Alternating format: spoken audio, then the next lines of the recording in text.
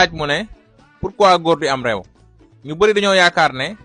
góor du am réew alors que góor day am réew comme jigéen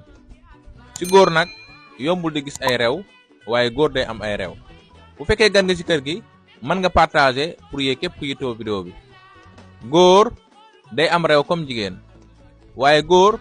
day jafe di gis ay réew parce que góor yaram moom dafa dëgër. lan moo tax góor yombul di am ay réew góor yaram moom dafa dëgër parce que yombul di am ay troubles hormonaux comme jigéen waaye góor day am ay réew ndax réew genre déchirure la yoo xam ne day am ci yaramu nit muy feeñ ci biti bu fekkee jigéen la nag day yomb di am ay déchirure ci biti surtout bu fekkee jigéen la boo xam ne day xeesal yaramam day oyof waaye góor boo xam ne day xeesal moo jigéen ñoo yem dañuy gaaw di am ay réew waaye góor boo xam ne xeesalul yaram moom day dëgër moo tax doo gaaw a gis ay réew ci yaramam.